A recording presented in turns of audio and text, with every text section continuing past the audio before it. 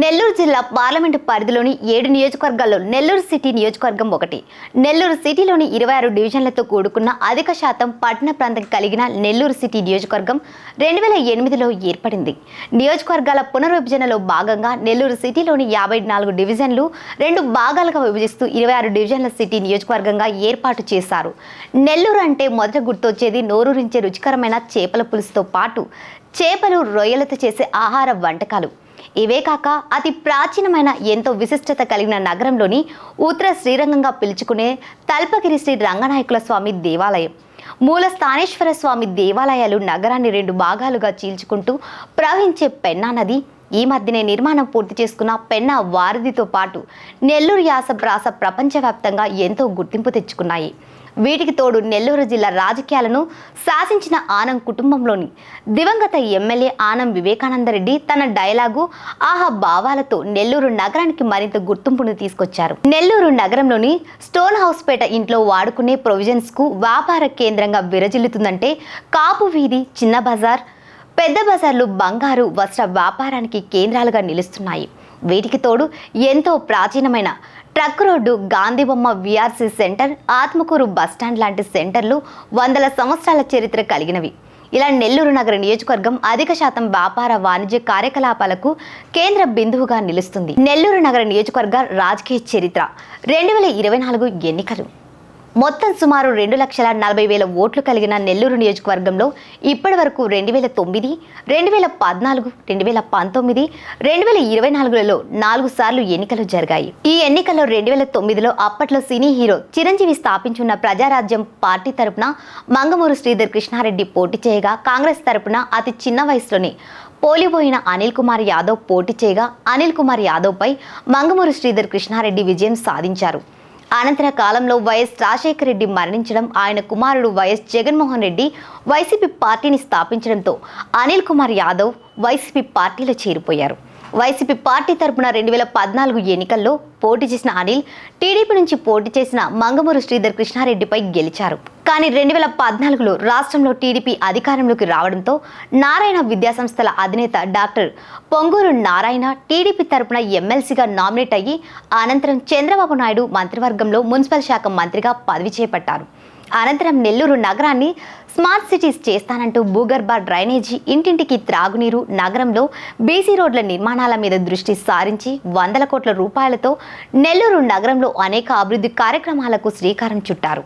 అనంతరం 2019లో జరిగిన ఎన్నికలు ప్రత్యక్ష రాజకీయాలకు వచ్చిన నారాయణ టీడీపీ తరపున పోటీ చేయగా, వైసీపీ తరపున సిట్టింగ్ ఎమ్మెల్యే కోల్పోయిన అనిల్ కుమార్ యాదవ్ ఎన్నికల బరిలో నిలిచారు. ఎంతో రసవత్తరంగా జరిగిన ఈ ఎన్నికలో కేవలం 100 ఓట్ల తేడాతోనే మంత్రి నారాయణ అపజయం పాలయ్యారు.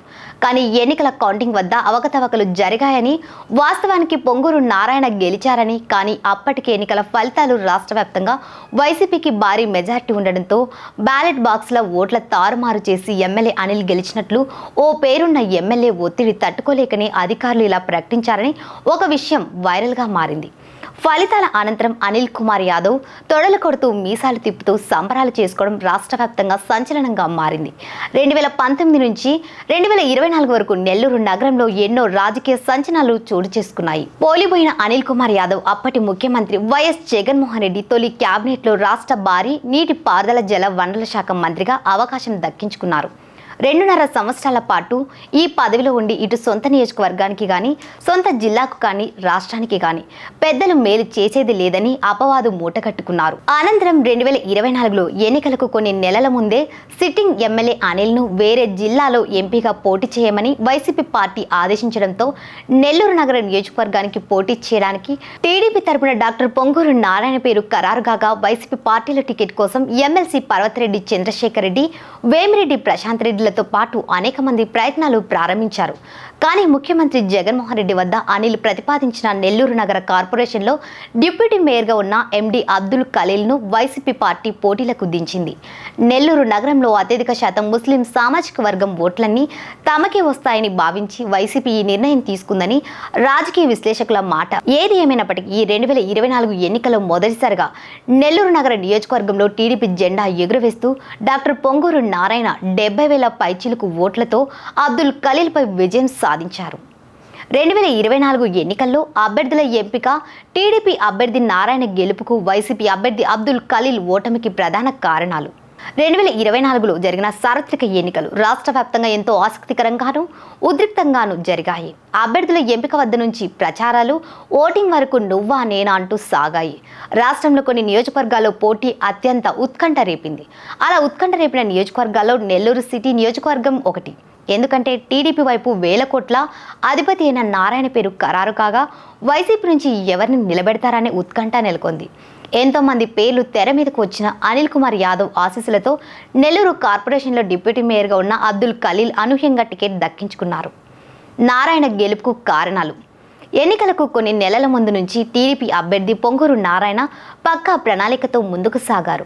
ఎన్నికల ప్రచారాల్లో నారాయణ తనతో పాటు తన భార్య రమాదేవి, కూతుర్లు సింధూరి, శరణి రంగం లెక్కించారు. సిటీ నియోజకవర్గ పరిధిలో తలా ఓ చోట ఇంటింటికి తిరుగుతూ గతంలో నారాయణ నెల్లూరు నగరానికి చేసిన అభివృద్ధి గురించి వివరిస్తూ గతంలో జరిగిన అభివృద్ధి తప్ప వైసీపీ హయాంలో నెల్లూరు నగరానికి ఎటువంటి అభివృద్ధి జరగలేదని, నారాయణ మరోసారి గెలిస్తే ఆగిపోయిన అభివృద్ధితో పాటు నెల్లూరు సిటీని మరింతగా అభివృద్ధి చేస్తారని ప్రజలకు వివరిస్తూ, అలాగే కూటమి ప్రభుత్వం తీసుకొచ్చిన మేనిఫెస్టోను సూపర్ 6 హామీలను విస్తృతంగా ప్రజల్లోకి తీసుకెళ్లారు. ఇదే క్రమంలో నారాయణ కూడా గత ఎన్నికల అనుభవాలతో తన నారాయణ సంస్థలోని మెరికల్ లాంటి 3,000 మంది యువతీయువతులతో ఎన్ టీమ్ పేరుతో ఎన్నికల ప్రచారాలు దగ్గర నుంచి ఓటర్ లిస్టులు, ఓటర్ స్లిప్లు, నగదు పంపకం ఇలా అన్ని ఒక పద్ధతి ప్రకారం నిర్వహిస్తూ అన్ని ఒక పక్కా డేటాతో క్లారిటీగా ఎన్నికల నిర్వహణతో పాటు వైసీపీ ప్రభుత్వ హయాంలో జరిగిన విధ్వంసం, ప్రజా వ్యతిరేక కార్యక్రమాలను ప్రజల్లోకి విస్తృతంగా తీసుకెళ్లి వైసీపీ వ్యతిరేకతను తన గెలుపుకు అనుకూలంగా మలుచుకున్నారు. దీనికి తోడు కూటమిగా జత కట్టడంతో నగరంలో అధిక శాతంగా ఉన్న తన సామాజిక వర్గానికి చెందిన ఓట్లతో పాటు పవన్ కళ్యాణ్, చిరంజీవి అభిమానులు కూడా పూర్తి స్థాయిలో నారాయణకు మద్దతు తెలిపారు.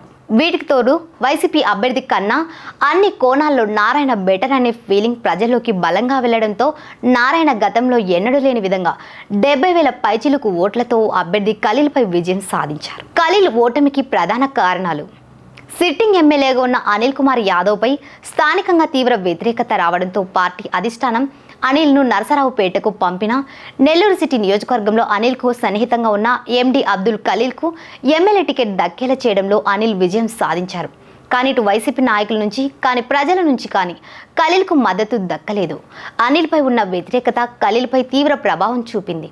వైసీపీ పార్టీపై ఉన్న వ్యతిరేకత నమ్ముకున్న సొంత సామాజిక వర్గంలో కూడా ఖలీల్కు మద్దతు రాకపోవడం, ముఖ్యంగా ఆర్థికంగా ఎంతో బలంగా ఉన్న నారాయణను సమానంగా ఎదుర్కోలేకపోవడం, తెర వెనుక నేతలాగా మిగిలిపోవడం, మొత్తం లేదా ఖలీల్ను ప్రజలు అసలు ఎమ్మెల్యే అభ్యర్థిగా విశ్వసించకపోవడంతో భారీ తేడాతో ఖలీల్ ఓటమిగా చవిచూశారు. ఈ ఓటమితో ఖలీల్ ఓడిపోయారు అనే కన్నా పరోక్షంగా అనిల్ కుమార్ యాదవ్ ఓడిపోయారని ప్రజలు భావించారు. గడిచిన 7 నెలల ప్రభుత్వ పాలనపై నారాయణపై ప్రజల అభిప్రాయం. నెల్లూరు సిటీ నియోజకవర్గం ప్రజలు డాక్టర్ పొంగూరు నారాయణపై ఎంతో నమ్మకంతో నెల్లూరు నగరంలో గతంలో ఎన్నడూ లేని విధంగా 70,000 చీలకు ఓట్లు మెజారిటీ ఇచ్చి తొలిసారి టీడీపీ జెండా నెల్లూరు సిటీలో ఎగిరేలా చేశారు. విజయం సాధించాక అందరూ ఊహించిన విధంగానే చంద్రబాబు నాయుడు క్యాబినెట్లో రాష్ట్ర మున్సిపల్ శాఖ మంత్రిగా బాధ్యతలు స్వీకరించారు.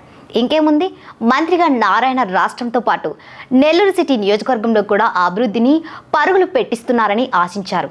మంత్రిగా నారాయణ బాధ్యతలు చేపట్టి 7 నెలలు పూర్తయినా ఇప్పటి వరకు నగర నియోజకవర్గంలో పెద్దగా జరిగిన అభివృద్ధి ఏమీ లేదని, ఎన్నికలకు ముందు ఇచ్చిన సూపర్ 6 హామీలలో పెన్షన్ పథకం తప్ప మరే ఇతర హామీలు నెరవేర్చకపోగా నెల్లూరు నగరంలో నారాయణ గెలుపుకు ప్రత్యక్షంగా పరోక్షంగా ఎంతో కష్టపడిన నాయకులకు, కార్యకర్తలను పట్టించుకోవడం లేదని, రాజకీయాలు కూడా కార్పొరేట్ వ్యవస్థలాగా చేసేశారని, తన విద్యా సంస్థల్లోని ఉద్యోగులతో మొత్తం వ్యవహారం నడిపిస్తున్నారని, వారంలో కొన్ని రోజులు నియోజకవర్గంలో ఉంటూ నగర కార్పొరేషన్ కమిషనర్ సిబ్బందితో రివ్యూలు పెడుతున్నారు తప్ప పెద్దగా అభివృద్ధి చేసింది ఏమీ లేదని, ముఖ్యంగా నగరంలో ఎన్నో ఏళ్లుగా పెండింగ్లో ఉన్న ఇంటి పన్నులు ఒక్కసారిగా వసూలు చేయాలని, పన్నులు కట్టకుంటే ఆ ఇంటికి విద్యుత్ కట్ చేయాలని, ఆ వీధిలో దండోరా వేయాలని చెప్పడం మంత్రి నారాయణపై ప్రజల్లో తీవ్ర వ్యతిరేకత వచ్చింది.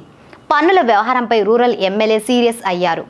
నగర పరిధిలోని 28 డివిజన్ల రూరల్ నియోజకవర్గంలో ఉండడంతో తన నియోజకవర్గంలో ఎక్కువ మంది పేదవారు, మధ్యతరగతి ప్రజలు ఉన్నారని, వారు పన్నులు వెంటనే కట్టలేరని, కొంత టైం కావాలని, అంతేకాని నా నియోజకవర్గంలో కమిషనర్ చట్టం, ఎమ్మెల్యే చట్టం చెల్లదని, మున్సిపల్ చట్టం మాత్రమే చెల్లుతుందని బహిరంగంగానే మంత్రి నారాయణకు హెచ్చరికలు జారీ చేశారు.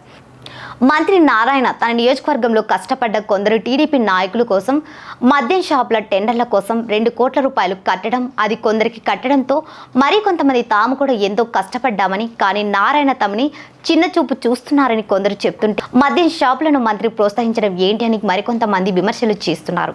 ఇవన్నీ ఒక ఎత్తు అయితే, మంత్రి నారాయణ విద్యా సంస్థలో మేనేజింగ్ డైరెక్టర్గా ఉన్న ఓ వ్యక్తి షాడో మంత్రిగా వ్యవహరిస్తూ అన్ని విషయాలు తన కనుసన్నల్లోనే నడిపిస్తున్నారని, ఈ విషయం ముందుగా ఆయన దగ్గర అనుమతి పొందాలని, కష్టకాలంలో టీడీపీ పార్టీ జెండా మోసి కేసులు ఎదుర్కొని ఎన్నో ఇబ్బందులు పడిన తాము ఇప్పుడు తమ ప్రభుత్వం అధికారంలోకి వస్తే ఆ ఆనందం మొత్తం ఈ షాడో వల్ల కోల్పోతున్నామని, ముఖ్యంగా టీడీపీ అనేది రాజకీయ పార్టీ అనే విషయం మరిచిన ఆ షాడో మంత్రి నెల్లూరు సిటీ నియోజకవర్గాన్ని నారాయణ విద్యా సంస్థలాగా భావిస్తున్నారని, ఇది అనేక మంది టీడీపీ నాయకులు కార్యకర్తలను తీవ్రంగా కలిచివేస్తోందని, నెల్లూరు నగరాన్ని స్మార్ట్ సిటీ చేస్తానని వందల సార్లు చెప్పిన మంత్రి పొంగూరు నారాయణ నెల్లూరు నగరంలోని కనీసం రోడ్లపై అక్రమంగా వెలిసిన కట్టడాలు కూడా తొలగించలేకపోయారని, 15 రోజుల్లో నగరంలోని తన హయాంలోనే నిర్మించి మూతపడిన బస్ స్టాండ్లను తిరిగి పునరుద్ధరిస్తామని చెప్పి ఆ మాట కూడా నిలబెట్టుకోలేకపోయారని, మినీ బైపాస్ చేపల మార్కెట్ లాగా తయారై కంపు కొడుతోందని, నగరంలో ఫుట్పాత్లు పార్కింగ్లు ఎక్కడా కనిపించడం లేదని,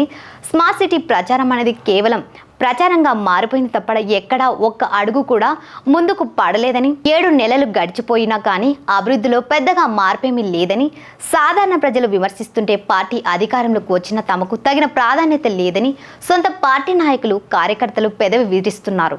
ఈ నేపథ్యంలో సాధారణ కుటుంబం నుంచి వచ్చి విద్యా సంస్థలు స్థాపించి వేల కోట్ల రూపాయలకు అధిపతిగా అయిన నారాయణ రాజకీయాలకు వచ్చిన కార్పొరేట్ ఆలోచనలతోనే ఉన్నారని, రాజకీయాలు అంటే వేరేనని, ప్రజలతో మమేకం అవ్వాలని, కానీ నారాయణ ఇంకా పూర్తి రాజకీయ నాయకుడిగా కాకుండా వ్యాపారవేత్త ధోరణిలోనే ఉన్నారని, ఈ తీరు మార్చుకోవాలని, వీటన్నిటికీ తోడు ఘోర ఓటమి అనంతరం వైసీపీ పార్టీ దిద్దుబాటు చర్యలకు నెల్లూరు సిటీ నియోజకవర్గం ఇన్ఛార్జిగా ఎమ్మెల్సీ పర్వతిరెడ్డి చంద్రశేఖర్ రెడ్డి నియమించడంలో నగర నియోజకవర్గంలో డీలా పడ్డ వైసీపీ క్యాడర్లో జోష్ రావడం, ఈ క్రమంలోనే మంత్రి నారాయణ క్యాన్సర్ హాస్పిటల్ పెట్టేందుకు అనుమతుల కోసం అడ్డదారుల్లో రెడ్ క్రాస్ చైర్మన్గా ఉన్న ఎమ్మెల్సీ పర్వతిరెడ్డిని మరికొంతమంది వైసీపీ వారిని అధికారం ఉపయోగించి బలవంతంగా తొలగించేందుకు రంగం సిద్ధం చేశారని, సేవా దృక్పథంలో నడిచే రెడ్ క్రాస్ను తన వ్యాపారం కోసం వాడుకోబోతున్నారని ప్రజల్లో పెద్ద ఎత్తున చర్చ మొదలైంది. వీటికి తోడు మంత్రి పొంగూరు నారాయణపై వ్యతిరేకంగా ఉన్న అనేక మంది నిత్యం ఎమ్మెల్సీ పర్వతిరెడ్డి కార్యాలయంలోకి టచ్లోకి వస్తున్నారని, దీంతో ఎమ్మెల్సీ పర్వతిరెడ్డి కార్యాలయంకు ప్రజల తాకిడి పెరిగిందని, ఇది మార్పుకు సంకేతమని, 7 నెలల్లోనే మంత్రి నారాయణ ప్రజలకు చెడు చేయకపోయినా చేసినా మంచి కూడా పెద్దగా ఏమీ చేయలేదని, ఇప్పటికైనా మంత్రి నేరుగా ప్రజలకు చేరువ కావాలని, మధ్యలో షాడోలతో చాలా నష్టపోవాల్సి వస్తుందని ప్రజలు అభిప్రాయపడుతున్నారట. కూటమి కోటకు బీటలా, స్కెచ్చా తుచ్చా, ఎవరు ఎన్నన్నా ప్రస్తుతానికైతే కూటమి ధర్మం నిరాటంకంగా కొనసాగుతూ ఉంది. బాబు పవన్, ఆపై పవన్ లోకేష్ మధ్య సత్సంబంధాలు బాగా ఉన్నాయి. అయితే ఎక్కడో చిన్న నిప్పు, అది కూటమిలో పుట్టిందా, బయట శక్తులు రాజేస్తున్నాయా? కానీ లోకేష్ ఉప ముఖ్యమంత్రి అనే ఒక ప్రచారం ఊపిరి పోసుకోగా, ఆ ప్రచారం జనసేనలో దుమారానికి దారితీసిందని హెవీ టాక్ నడుస్తోంది. ఇది ఎక్కడికి పోయి ఎక్కడికి దారితీస్తుందనే విషయాన్ని ఇప్పటికీ పక్కన పెడితే, కొన్ని అంశాలనైతే ప్రస్తుతం చర్చించుకోవాల్సిన అవసరం ఏర్పడినట్లే. కూటమి ప్రభుత్వంలో నానాటికి పవన్ కళ్యాణ్ పాపులారిటీ పెరిగిపోతోందన్నది నిస్సందేహం. రాష్ట్రంలో ఇప్పుడు ఎవరికి ఏ సమస్య ఉన్నా ఉప ముఖ్యమంత్రి దృష్టికి తీసుకెళ్లే పరిష్కారం అవుతుందనే లెవెల్లో పవన్ ఇమేజ్ పెరిగిపోయింది. వ్యక్తిగత సమస్యలనే కాదు, వివిధ రకాలైన సంఘాలతో కూడా డిప్యూటీ సీఎం దృష్టికి తీసుకువెళ్లాలి, ఎలాగైనా ఆయన్ని కలవాలనే బలమైన ఒక ఫీల్ జనాల్లో పెరిగిపోయింది.